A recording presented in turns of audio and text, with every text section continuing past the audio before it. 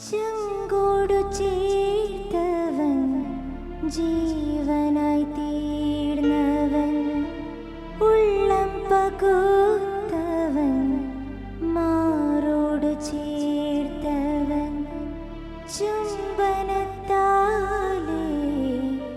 ക്രൂശിതനായവൻ, കുരിശിലെ ബലിയായി മാറിയവൻ. ഈശോയേ ആരാധന, ഈശോയേ ആരാധന, ഈശോയേ ആരാധന, ഈശോയേ ആരാധന, ഈശോയേ ആരാധന, ഈശോയേ ആരാധന. രണ്ട് കൈകൾ ഉയർത്തി കർത്താവിനെ സ്തുതിച്ച് ആരാധിക്കാം. Hallelujah, hallelujah, hallelujah. കർത്താവേ, ഞങ്ങൾ അങ്ങയെ ആരാധിക്കുന്നു. ദിവ്യകാരുണ്യമായ ഈശോയെ അങ്ങയെ സ്തുതിക്കുന്നു. കർത്താവിൻ്റെ അനന്തമായ അനുഗ്രഹം എല്ലാ വ്യക്തികളിലും എത്തിച്ചേരട്ടെ, എല്ലാ കുടുംബങ്ങളിലും വന്നു നിറയട്ടെ.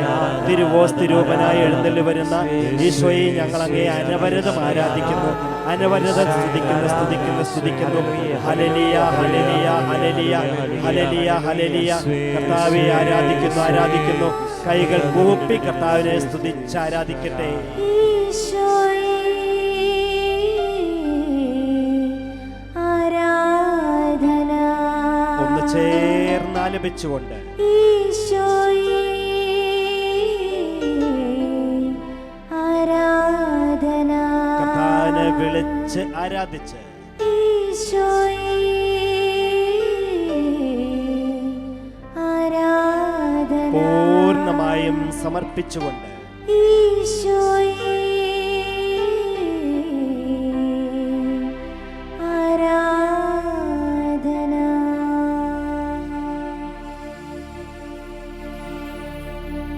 പരിശുദ്ധ പരമ ദിവ്യകാരുണ്യത്തിന് എന്നേരവും ആരാധനയും സ്തുതിയും പുകഴ്ചയും ഉണ്ടായിരിക്കട്ടെ. പരിശുദ്ധ പരമ ദിവ്യകാരുണ്യത്തിന് എന്നേരവും ആരാധനയും സ്തുതിയും പുകഴ്ചയും ഉണ്ടായിരിക്കട്ടെ. പരിശുദ്ധ പരമ ദിവ്യകാരുണ്യത്തിന് എന്നേരവും ആരാധനയും സ്തുതിയും പുകഴ്ചയും ഉണ്ടായിരിക്കട്ടെ. പ്രിയമുള്ളവരെ, തിരുവോസ്തിയിൽ എഴുന്നള്ളിയിരിക്കുന്ന കർത്താവിനെ സ്തുതിക്കുവാൻ, ആരാധിക്കുവാൻ, അവിടുത്തെ മഹത്വപ്പെടുത്തുവാൻ കർത്താവ് നമ്മളെല്ലാവരെയും ഈ നിമിഷം അനുഗ്രഹിക്കുകയാണ്.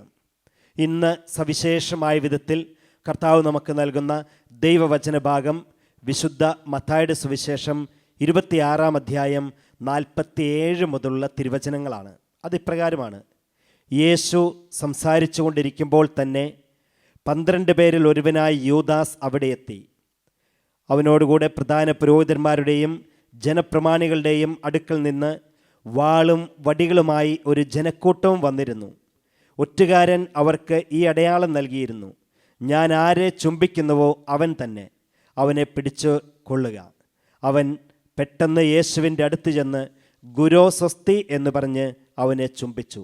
യേശു അവനോട് ചോദിച്ചു: സ്നേഹിത, നീ എന്തിനാണ് വന്നത്? അപ്പോൾ അവർ മുൻപോട്ട് വന്ന് യേശുവിനെ പിടിച്ചു. പ്രിയപ്പെട്ടവരെ, ഇന്ന് ഈ ദൈവവചനം നമുക്ക് കർത്താവ് നൽകിയിരിക്കുന്നത് ഏതാനും ചില വലിയ സത്യങ്ങൾ നമ്മളെ ഓരോരുത്തരെയും ബോധ്യപ്പെടുത്തി തരാൻ വേണ്ടിയിട്ടാണ്. ആദ്യമായി നമ്മൾ മനസ്സിലാക്കേണ്ട കാര്യം ഇങ്ങനെയാണ്: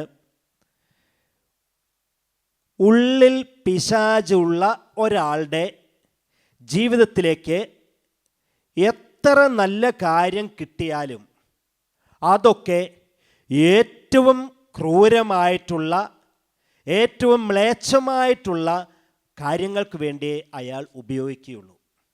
ഒരു പ്രാവശ്യം കൂടെ പറയാം: ഉള്ളിൽ പിശാച് നിറഞ്ഞിരിക്കുന്ന ഒരാളുടെ കയ്യിലേക്ക്, ജീവിതത്തിലേക്ക് എത്ര നല്ല കാര്യം കിട്ടിയാലും അതിനെ മുഴുവനും തിന്മയ്ക്ക് വേണ്ടിയിട്ടും ക്രൂരമായ കാര്യങ്ങൾക്ക് വേണ്ടിയിട്ടും മാത്രമേ അയാൾ ഉപയോഗിക്കുകയുള്ളൂ, അയാൾക്കതേ സാധിക്കുകയുള്ളൂ.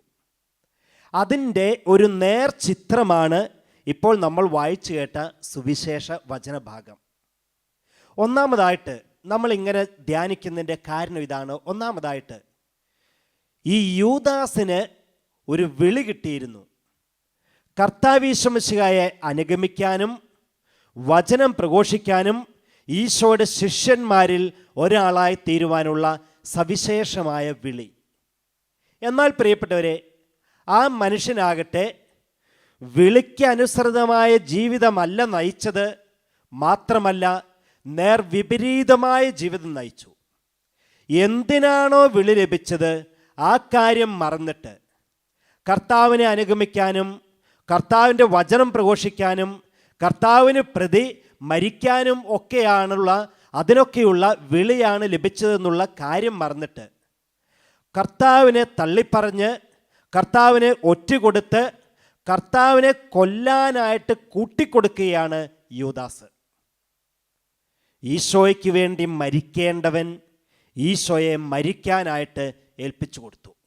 ഇതാണ് ഒന്നാമതായി നമ്മൾ മനസ്സിലാക്കുന്നത്. വിളിയുടെ മഹത്വം മറന്നുകൂടാ നമ്മൾ ആരും തന്നെ. ഇന്ന് എന്നെ ശ്രവിക്കുന്ന പ്രിയപ്പെട്ടവരെ, നമുക്ക് ഓരോരുത്തർക്കും കർത്താവ് സവിശേഷമായ വിളികൾ, ദൈവവിളികൾ തന്നിട്ടുണ്ട്. ആ വിളിയുടെ മഹത്വം മറന്ന് ജീവിക്കരുത് നമ്മൾ ആരും തന്നെ. രണ്ടാമതായി നമ്മൾ മനസ്സിലാക്കുന്ന ഓർക്കണം, അത് യൂദാസ് യേശുവിനെ ചുംബിക്കാനായിട്ട് കടന്നു വരുന്നതാണ്. ഈശോയുടെ അടുത്തെത്തിയപ്പോൾ അദ്ദേഹം ഈശോയെ ഇങ്ങനെ ആലിംഗനം ചെയ്തുകൊണ്ട് കർത്താവിനെ ചുംബിച്ചു, ഗുരു സ്വസ്തി എന്ന് പറഞ്ഞുകൊണ്ട്. പ്രിയപ്പെട്ടവരെ, നമുക്കറിയാം ചുംബനം ഏറ്റവും വിശുദ്ധവും ഏറ്റവും അനുഗ്രഹീതവുമായ ഒരു പ്രവൃത്തിയാണ്. അമ്മ കുഞ്ഞിനെ ചുംബിക്കുന്നു, സ്നേഹിക്കുന്നവർ അവരുടെ സ്നേഹങ്ങൾ ഇങ്ങനെ കൈമാറ്റം ചെയ്യുന്നു. പക്ഷേ ഇവിടെ യൂദാസ് എന്താ ചെയ്തേ?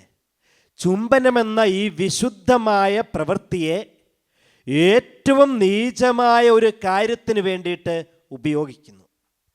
അതുകൊണ്ടാണ് ഞാൻ നേരത്തെ പറഞ്ഞത്, പിശാച് ഒരാളുടെ ഉള്ളിൽ വന്നാൽ പിന്നെ അയാളുടെ ജീവിതത്തിൽ കിട്ടുന്നതും അയാളുടെ ജീവിതത്തിൽ ഉണ്ടാകുന്നതുമായ എത്ര വിശുദ്ധമായ കാര്യമായാലും അതൊക്കെ ഏറ്റവും പാപകരമായ മ്ലേച്ഛമായ കാര്യത്തിനായിട്ട് ഉപയോഗിക്കും. ഈ യൂദാസ് അങ്ങനെ ചുംബനത്തെയും ഒരു വിധത്തിൽ പറഞ്ഞാൽ ക്രൂരമായ ഒരു കാര്യത്തിനായിട്ട് ഉപയോഗിച്ചു. പിന്നെ ഓർക്കണം, ആ ഗെത്സമേൻ എന്ന സ്ഥലം തന്നെ ഈശോയും ശിഷ്യന്മാരും അനേക വർഷമായി ഒരുമിച്ച് കൂടി പ്രാർത്ഥിച്ചിരുന്ന ഒരു സ്ഥലമാണ്. ഇന്നത്തെ സാഹചര്യത്തിൽ പറഞ്ഞാൽ ഒരു ദേവാലയം എന്ന് വേണമെങ്കിൽ നമുക്ക് വിളിക്കാം. ദേവാലയത്തിൽ എന്നും ബലിയർപ്പിച്ചും അനേകം പേര് ഒരുമിച്ച് വിശുദ്ധ ബലിയിൽ സംബന്ധിക്കാനും പ്രാർത്ഥിക്കാനും ഒക്കെ ആയിട്ട് വരുന്ന സ്ഥലം. എന്നാൽ യൂദാസ് ഇങ്ങനെയുള്ള വിശുദ്ധമായ സ്ഥലത്തെ തന്നെ ഏറ്റവും ക്രൂരമായ ഒരു പ്രവൃത്തിക്കായിട്ട് തിരഞ്ഞെടുത്തു. പറഞ്ഞത് ഇങ്ങനെയല്ലേ, ആ ഗെത്സമേൻ തോട്ടത്തിൽ ഞാൻ വരും, ഈശോയെ ഞാൻ കാണിച്ചു തരാം, ഞാൻ ചുംബിക്കാം, നിങ്ങൾ അവനെ പിടിക്കണമെന്ന്. അപ്പോൾ ഏറ്റവും നല്ല സ്ഥലത്തെ ക്രൂരമായ കാര്യത്തിന് ഉപയോഗിച്ചു. ഏറ്റവും നല്ല പ്രവൃത്തിയെ, ചുംബനമെന്ന പ്രവൃത്തിയെ മ്ലേച്ഛമായ ഏറ്റവും ക്രൂരമായ പ്രവൃത്തിയായിട്ട് രൂപപ്പെടുത്തി. വീണ്ടും മൂന്നാമതായിട്ട് നമ്മൾ മനസ്സിലാക്കുന്നത് ഇപ്രകാരമാണ്. യൂദാസ് പറഞ്ഞ രണ്ട് വാക്കുകൾ, ഗുരു എന്നും സ്വസ്തി എന്നും. എന്താണ് ഗുരു എന്ന് നമുക്കറിയാം. ഭാരതീയ ചിന്തപ്രകാരവും ഭാരതീയമായ വിധത്തിൽ മനസ്സിലാക്കുമ്പോഴും നമുക്കറിയാം, ഗുരു അത് പിതാവിനും പുത്രനും ഒപ്പം നിൽക്കുന്ന വ്യക്തിയാണ്. നമ്മളൊക്കെ മനസ്സിലാക്കുന്നത് എങ്ങനെയല്ലേ? മാതാ, പിതാ, ഗുരു, ദൈവം. ദൈവതുല്യനാണ് ഒരു ഗുരു. മാതാപിതാക്കൾക്ക് തുല്യമാണ് ഒരു ഗുരു. അഥവാ നമ്മുടെ ഓരോരുത്തരുടെയും ജീവിതത്തിൽ ഇവർ മൂന്ന് പേരുമാണ് പിതാവും മാതാപിതാക്കളും ഒപ്പം ഗുരുക്കന്മാരും. ദൈവതുല്യമായ വിധത്തിൽ നിലനിൽക്കേണ്ടത്. എന്നാൽ ആ ഒരു പേരിനെയും ആ ഒരു പദവിയെയും ഗുരുവിനെയും ഇവിടെ ഇതാ യൂദാസ് തൻ്റെ സ്വാർത്ഥതയുടെ പൂരണത്തിനായിട്ട് ഏറ്റവും നീചമായ വിധത്തിൽ ദുരുപയോഗിക്കുന്നു. അതിനെയാണ് നമ്മൾ പറയുക വ്യഭിചരിക്കുന്നു എന്ന്. ഏറ്റവും നീചമായ വിധത്തിൽ ഗുരു എന്ന പദത്തിനെയും അദ്ദേഹം വ്യഭിചരിക്കുകയാണ്. പിന്നെ വീണ്ടും സ്വസ്തി എന്ന് നമുക്കറിയാം, അങ്ങേയറ്റം ആദരവ് കാണിക്കുന്ന ഒരു പദമാണ്. മറ്റുള്ളവരെ അങ്ങേയറ്റം ബഹുമാനിക്കാൻ ഉപയോഗിക്കുന്ന ഒരു പദമാണ് സ്വസ്തി എന്നുള്ളത്. ഇവിടെ ഇതാ അങ്ങേയറ്റം ക്രൂരമായ ഒരു കാര്യത്തിനായിട്ട് സ്വന്തം ഗുരുവിനെ ഒറ്റിക്കൊടുക്കുക എന്നുള്ള ക്രൂരമായൊരു പ്രവൃത്തിക്കായിട്ട് ആ നല്ല കാര്യത്തെയും യൂദാസ് ദുരുപയോഗിക്കുന്നു. അപ്പോൾ പ്രിയപ്പെട്ടവരെ, വചനം നമുക്ക് പറഞ്ഞു തരുന്നത് ഇങ്ങനെയല്ലേ, പന്നികളുടെ മുന്നിൽ മുത്തുകൾ ഇട്ട് കൊടുക്കരുത് എന്ന്. അങ്ങനെ കൊടുത്താലോ അവ ചവിട്ടിക്കൂട്ടി അതിനെ നശിപ്പിച്ച് കളയും. യൂദാസിൻ്റെ കയ്യിൽ നിരന്തരം പ്രാർത്ഥിച്ചിരുന്ന ഗെത്സമേൻ തോട്ടം അത് കിട്ടി, അതിനെ നശിപ്പിച്ചു. യൂദാസിൻ്റെ കയ്യിൽ ലോകത്തിലേക്ക് വെച്ച് ഏറ്റവും നല്ല ഗുരുവിനെ കിട്ടി, ആ ഗുരുവിനെ തന്നെ ഒറ്റിക്കൊടുത്തു. യൂദാസിൻ്റെ ജീവിതത്തിലേക്ക് ഏറ്റവും വിശേഷമായ പദം കിട്ടി, സ്വസ്തി എന്നുള്ളത്, അതും നശിപ്പിച്ചു കളഞ്ഞു. യൂദാസിൻ്റെ ജീവിതത്തിൽ ഏറ്റവും വിശിഷ്ടമായ ഒരു ചുംബനം, അതിനെയും യൂദാസ് വ്യഭിചരിച്ചു. വീണ്ടും നമ്മൾ കാണുന്നത് പ്രിയപ്പെട്ടവരെ, ഇത്രയൊക്കെ ആയിക്കഴിയുമ്പോൾ കർത്താവ് യേശു മിശിഹ ഈ യൂദാസിനെ വിളിക്കുന്ന ഒരു കാര്യമാണ്, ഒരു പേരാണ്, സ്നേഹിത. ചുംബനം കൊണ്ടാണോ നീ എന്നെ ഒറ്റിക്കൊടുക്കുന്നത്? സ്നേഹിത, ചുംബനം കൊണ്ടാണോ നീ എന്നെ ഒറ്റിക്കൊടുക്കുന്നത്? ഇന്ന് നമ്മൾ ശ്രവിച്ച വചനത്തിൻ്റെ ആത്മീയമായ മർമ്മം ഇതാണ്. എല്ലാ തരത്തിലും തന്നെ തകർക്കാൻ വന്ന യൂദാസിനെ ഈശോ വിളിക്കുന്ന പേര് സ്നേഹിത എന്നാണ്. എന്നാൽ അതേസമയം യൂദാസ് എല്ലാ തരത്തിലും തന്നെ സ്നേഹിക്കുകയും തന്നെ കരുതുകയും തന്നെ വളർത്തുകയും തനിക്ക് ആവശ്യമായതെല്ലാം ചെയ്തു തരികയും ചെയ്ത കർത്താവ് യേശു മിശിഹായ ഗുരുവിനെ യൂദാസ് ഒറ്റുകൊടുക്കുന്നു, കൊല്ലാനായിട്ട് ഏൽപ്പിച്ചു കൊടുക്കുന്നു. അതേസമയം ശത്രുവാകേണ്ടിയിരുന്ന മനുഷ്യനെ, യൂദാസിനെ ഈശോ സ്നേഹിത എന്ന് വിളിച്ച് യൂദാസിനെ അഭിസംബോധന ചെയ്യുന്നു. ഇനി പ്രിയപ്പെട്ടവരെ, ഈ വചനത്തെ നമുക്ക് നമ്മുടെ അനുദിന ജീവിതത്തിലെ പ്രാക്ടിക്കൽ ലൈഫിലേക്കൊന്ന് അപ്ലൈ ചെയ്യണം. എനിക്കോ നമുക്കാർക്കെങ്കിലുമോ നമ്മുടെ ജീവിതത്തിൽ ഇതുപോലെ ഒന്ന് വിളിക്കാൻ പറ്റുമോ? നമ്മളെ വേദനിപ്പിക്കുന്ന ഒരാളെ, നമ്മളെ മനഃപൂർവ്വം ചതിക്കുന്ന ഒരു വ്യക്തിയെ സ്നേഹിത എന്ന് എപ്പോഴെങ്കിലും വിളിക്കാൻ പറ്റുമോ? നമ്മളെ ചിരിച്ചുകൊണ്ട്, നമ്മൾ പറയില്ലേ ചിരിച്ചുകൊണ്ട് പള്ളയ്ക്ക് കത്തി കയറ്റിയ ആൾ എന്ന്, അങ്ങനെയുള്ളവരെ സ്നേഹിത എന്ന് എനിക്കോ നമുക്ക് എപ്പോഴെങ്കിലും വിളിക്കാൻ പറ്റുമോ? നമ്മുടെ അവസരങ്ങൾ, നമുക്ക് കിട്ടാവുന്ന ചാൻസുകളൊക്കെ തട്ടിയെടുത്ത് വളരുന്നു എന്ന് കരുതുന്ന, നമ്മളെയൊക്കെ തകർക്കുന്ന വ്യക്തിയെ നോക്കിക്കൊണ്ട് സ്നേഹിത എന്ന് വിളിക്കാൻ പറ്റുമോ? അങ്ങനെ എപ്പോഴെങ്കിലും സാധിച്ചാൽ നമ്മളൊക്കെ പ്രിയപ്പെട്ടവരെ കർത്താവിനെ അനുഗമിക്കുന്നവരായിത്തീരും. ഈ വചനഭാഗം അതുകൊണ്ട് നമ്മുടെയൊക്കെ ജീവിതത്തിൽ അങ്ങേയറ്റം അഭേദ്യമായ വിധത്തിൽ ഒട്ടിച്ചേർന്ന് നിൽക്കുന്നതാണ്.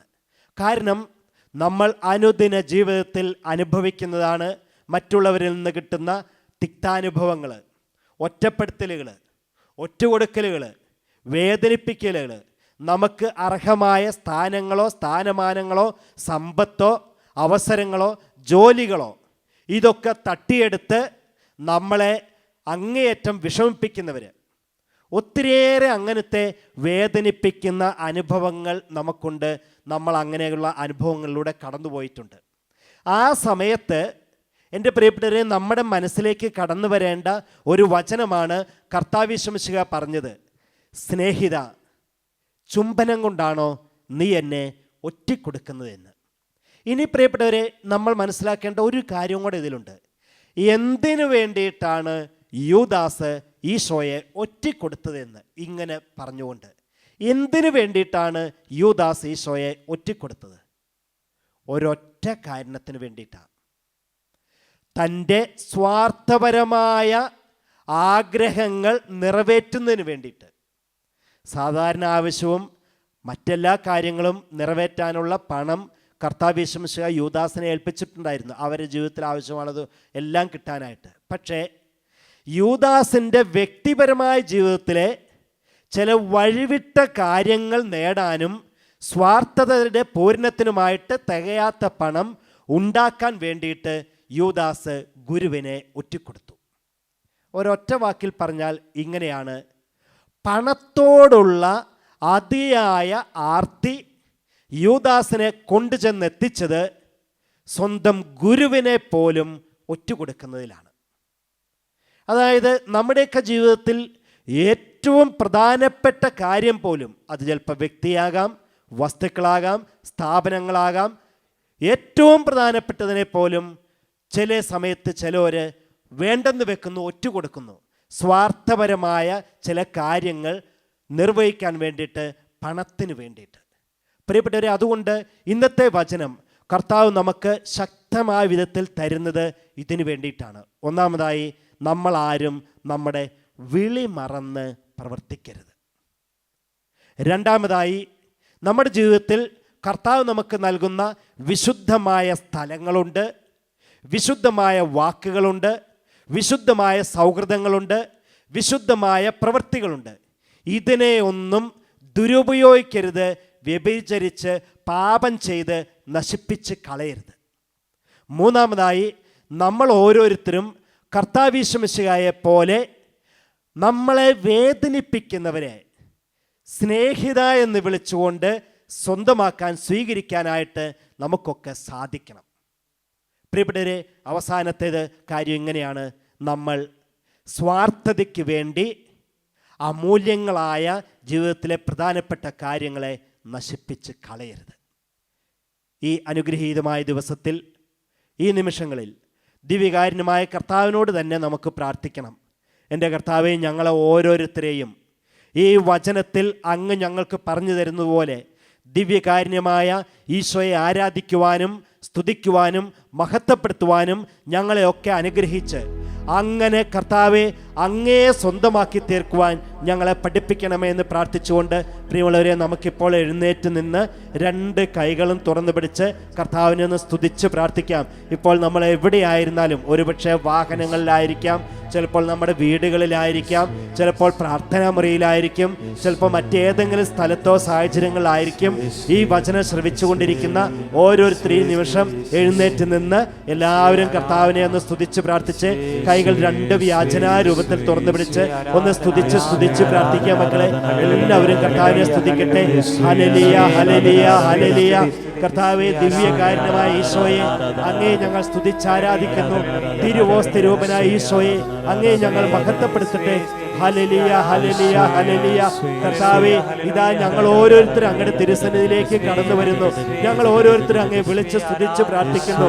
ദൈവമേ, യൂദാസിനെ പോലെ ജീവിതത്തിൽ ഏറ്റവും പ്രധാനപ്പെട്ടതെന്ന് തോന്നുന്ന കാര്യങ്ങളൊക്കെ നശിപ്പിച്ചു കളയാതിരിക്കുവാൻ കർത്താവേ ഞങ്ങളെ ഓരോരുത്തരെയും ശക്തിപ്പെടുത്തി അനുഗ്രഹിക്കണമേ. കർത്താവേ, യൂദാസിനെ പോലും സ്നേഹിത എന്ന് വിളിച്ചുകൊണ്ട് അഭിസംബോധന ചെയ്ത് സ്വീകരിച്ച കർത്താവേ, ഞങ്ങൾ അങ്ങേ വിളിച്ചാരാധിക്കുന്നു, സ്തുതിച്ചാരാധിക്കുന്നു. മക്കളെ, ഇരു കരങ്ങളും ഉയർത്തി നമുക്ക് കർത്താവിനെ വിളിച്ച് പ്രാർത്ഥിച്ചാരാധിക്കാം. ഉറക്കെ ഒരുമിച്ച് വിളിക്കട്ടെ. യേശുവേ എന്ന് വിളിക്കുക, ഉറക്കെ വിളിക്കട്ടെ. യേശുവേ. കൊടുക്കുവാൻ വന്നവനെ പോലും സ്നേഹിതനെന്നു വിളിച്ചിടും നാഥാ. കൈകൾ കൂപ്പി കൊടുക്കുവാൻ വന്നവനെ പോലും സ്നേഹിതനെന്നു വിളിച്ചിടും നാഥാ. കൈകൾ ഉയർത്തിക്കൊണ്ട് ആരാധന, ആരാധന, ദിവ്യകാരുണ്യമേ ആരാധന. എല്ലാവരും ചേർന്ന് ആരാധന ആരാധന ദിവ്യകാരുണ്യമേ ആരാധന. കരങ്ങൾ കൂപ്പുക. യൂദാസ് ഗെത്സമേൻ തോട്ടത്തിലെത്തി ഈശോയുടെ അടുത്ത് എന്നിട്ട് ഇപ്രകാരം പറഞ്ഞു, ഗുരോ സ്വസ്തി, ഗുരോ സ്വസ്തി എന്ന് പറഞ്ഞുകൊണ്ട് അവൻ യേശുവിനെ ചുംബിച്ചു. കർത്താവേ, 3 വർഷം അങ്ങയുടെ കൂടെ നടന്നും അങ്ങയോടൊപ്പം ജീവിച്ചും അങ്ങയോടൊപ്പം ഭക്ഷണം കഴിച്ചും അങ്ങയുടെ പ്രസംഗങ്ങൾ കേട്ടും അങ്ങ് ചെയ്ത അത്ഭുതങ്ങൾ കണ്ടും ജീവിച്ച യൂദാസ് ഒരു പ്രത്യേക നിമിഷത്തിൽ പിശാചുള്ളിൽ കയറിയപ്പോൾ അങ്ങയെ ചുംബനം കൊണ്ടാണല്ലോ ഒറ്റിക്കൊടുത്തത്. എന്നിട്ടും എൻ്റെ കർത്താവേ, ആ മനുഷ്യനെ പോലും സ്നേഹിത എന്ന് വിളിക്കാൻ എങ്ങനെയാണ് അങ്ങേക്ക് സാധിച്ചത്? ഈശോ, ഈ ആരാധനാ സമയത്ത് അങ്ങയോട് ഞങ്ങൾ ഹൃദയപൂർവ്വം പ്രാർത്ഥിക്കുകയാണ്. ഞങ്ങളെ വേദനിപ്പിച്ച ധാരാളം ആളുകളുണ്ട്. കാരണങ്ങൾക്കും അകാരണങ്ങൾക്കും പല പ്രകാരത്തിൽ വാക്കുകൾ കൊണ്ടും പ്രവൃത്തികൾ കൊണ്ടും ഒക്കെ ഞങ്ങളെ വല്ലാതെ മുറിപ്പെടുത്തിയവരുണ്ട്, ഞങ്ങളെ വേദനിപ്പിച്ചവരുണ്ട്. അവരെയൊക്കെ കർത്താവെ, സ്നേഹിത എന്ന് എപ്പോഴെങ്കിലുമൊക്കെ ഒന്ന് വിളിക്കാൻ ഞങ്ങൾക്ക് ശക്തി തരണമേ. അവരോടൊക്കെ ഹൃദയപൂർവ്വം ക്ഷമിച്ചുകൊണ്ട് സ്നേഹിത എന്ന് വിളിച്ച് അവരെ സ്വീകരിക്കാൻ ഞങ്ങളെ പഠിപ്പിക്കണമേ. എത്രയോ അധികം ആളുകളാണ് പല കാരണങ്ങളാലും ഞങ്ങളെ തഴഞ്ഞും ഞങ്ങളെ വേദനിപ്പിച്ചും ഞങ്ങളെ മുറിപ്പെടുത്തിയും ഞങ്ങളെ കരയിപ്പിക്കുകയൊക്കെ ചെയ്ത് ഞങ്ങൾ ഇന്നും അകന്നു പോയിട്ടുള്ളത്. കർത്താവെ, അവരെയൊക്കെ മനസ്സിലേക്ക് കൊണ്ടുവന്ന് ഈ ആരാധനാ സമയത്ത് അവരെയൊക്കെ സ്നേഹിത എന്ന് വിളിച്ചുകൊണ്ട് ഈശോ യൂദാസിനെ പോലും സ്വീകരിച്ചതുപോലെ ഞങ്ങളെ വേദനിപ്പിച്ച ഓരോരുത്തരെയും ഒരു കാഴ്ചയായി ഈ തിരുനാഥനിലേക്ക് സമർപ്പിച്ചുകൊണ്ട് മക്കളെ, നമുക്ക് 2 കൈകളൊന്ന് ഉയർത്താം. 2 കരങ്ങൾ ഉയർത്തി ദിവ്യകാരുണ്യമായ കർത്താവിനെ വിളിച്ച് പ്രാർത്ഥിച്ച് ശക്തി സ്വീകരിക്കാം. നമ്മളെ വേദനിപ്പിച്ചവരെ ഒക്കെ സ്വീകരിക്കാൻ, നമ്മളെ തകർത്തവരെ സ്വീകരിക്കാൻ, നമ്മളെ ഒറ്റുകൊടുത്തവരെ സ്വീകരിക്കാൻ കർത്താവെ, അങ്ങ് തന്നെ ഞങ്ങൾക്ക് ശക്തി തരണമേ എന്ന് പ്രാർത്ഥിച്ചുകൊണ്ട് 2 കൈകൾ ഉയർത്തിപ്പിടിച്ച് യേശുവേ എന്ന് വിളിക്കുക. കർത്താവ് നമുക്ക് ശക്തി തരും. ദിവ്യകാരുണ്യമായ കർത്താവ് യേശുമിശിഹ നമുക്ക് ഓരോരുത്തർക്ക് ശക്തി പ്രദാനം ചെയ്യും. അവരാര് തന്നെയായാലും, എത്രയൊക്കെ നമ്മളെ വേദനിപ്പിച്ചിട്ടുണ്ടെങ്കിലും, എങ്ങനെയൊക്കെ നമ്മളെ തകർക്കാൻ നോക്കിയിട്ടുണ്ടെങ്കിലും, അവരൊക്കെ കർത്താവിനെ വിളിച്ച് ശക്തി പ്രാപിച്ച് അവരെയൊക്കെ സ്നേഹിതരാക്കി തീർക്കാൻ ഈശോയെ ഞങ്ങളെ പഠിപ്പിച്ച് അനുഗ്രഹിക്കണമേ. കരമുയർത്തി വിളിക്കുക മക്കളെ, സ്വരമുയർത്തി വിളിക്കുക. ഒരുമിച്ച് വിളിച്ച് പ്രാർത്ഥിച്ച് ആരാധിക്കാം. എല്ലാവരും ചേർന്ന് വിളിക്കട്ടെ. യേശുവേ,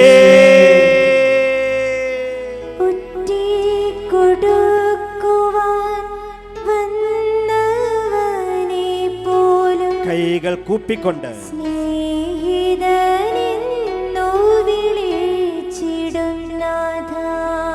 എല്ലാവരും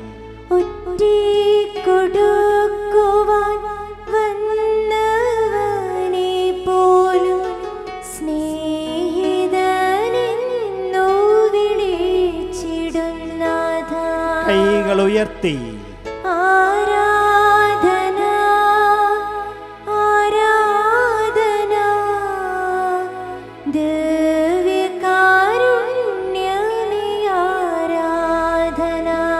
ചേർന്ന് ആരാധിച്ച് ആരാധന ആരാധന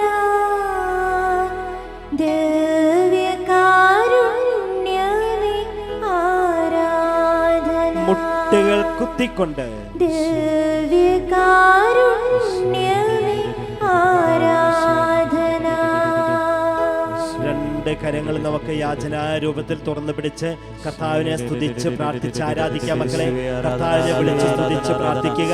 ദിവ്യകാരുണ്യമായ കർത്താവ് നമ്മളെ അനുഗ്രഹിക്കുന്ന നിമിഷമാണ്. എല്ലാ വേദനകളും ഉള്ളിൽ നിന്നും കർത്താവ് എടുത്തു കളയും. ആരെങ്കിലുമൊക്കെ വേദനിപ്പിച്ചതിന്റെ അനുഭവങ്ങൾ, ദുഃഖിപ്പിച്ചതിന്റെ അനുഭവങ്ങൾ, കരയിപ്പിച്ചിട്ടുള്ള ഓർമ്മകൾ, നമ്മളെ തകർത്തിട്ടുള്ള വ്യക്തികൾ, അതൊക്കെ നമ്മുടെ ഹൃദയത്തിൽ നിന്ന് ഈശോ ഈ നിമിഷം എടുത്തു കളയും. ഈശോ അനുഗ്രഹിച്ചു കഴിയുമ്പോൾ നമ്മുടെ ഹൃദയം സന്തോഷം കൊണ്ട് നിറയും. ഈശോ ഈശോ അനുഗ്രഹിച്ചു കഴിയുമ്പോൾ നമ്മുടെ ജീവിതം അനുഗ്രഹീതമായി തീരും.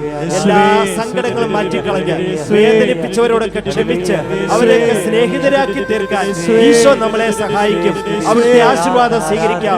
കരങ്ങൾ അല്പം കൂടെ തുറന്നു പിടിച്ച് അല്പം കൂടെ ഉയർത്തിപ്പിടിച്ച് ഒന്ന് ഉറക്കെ സ്തുതിച്ച് പ്രാർത്ഥിച്ചുകൊള്ളുക. Hallelujah, hallelujah, hallelujah. ആരാധന ആരാധന ഞങ്ങളെ ഭവനങ്ങളിലേക്ക് കടന്നു വരണമേ കർത്താവ്. വലിയ അനുഗ്രഹങ്ങൾ ഞങ്ങൾ ജീവിതത്തിലുണ്ടാകണമേ കർത്താവേ. നിന്നെ സ്തുതിക്കുവാനും കർത്താവേ നിന്നോടൊപ്പം ആയിരിക്കുവാനുള്ള വലിയ കൃപ ഞങ്ങൾക്ക് നൽകണമേ കർത്താവേ. നിന്നോടൊപ്പം സ്നേഹിക്കുവാൻ, നിന്റെ സ്നേഹത്തിൽ വളരുവാനുള്ള വലിയ കൃപ ഞങ്ങൾക്ക് നൽകണമേ കർത്താവേ. ആത്മാവിൽ പൂരിതരാകാനുള്ള വലിയ കൃപ നൽകണമേ. ദൈവ സ്നേഹം ഞങ്ങളിലേക്ക് ഇറങ്ങണമേ. ഞങ്ങൾ കുടുംബങ്ങളിലേക്ക്, ഞങ്ങളുടെ മക്കളിലേക്ക്, ഞങ്ങളുടെ ജീവിത പങ്കാളിലേക്ക്, മക്കളെ മാതാപിതാക്കളിലേക്ക് കർത്താവേ നിന്റെ വലിയൊരു സാന്നിധ്യം അനുഭവിക്കാൻ കർത്താവേ. യേശുവേ ആരാധന ആരാധന. പരിശുദ്ധ പരമാ ദിവ്യകാരുണ്യത്തിന് ഇന്നേരവും ആരാധനയും സ്തുതിയും പുകഴ്ചയും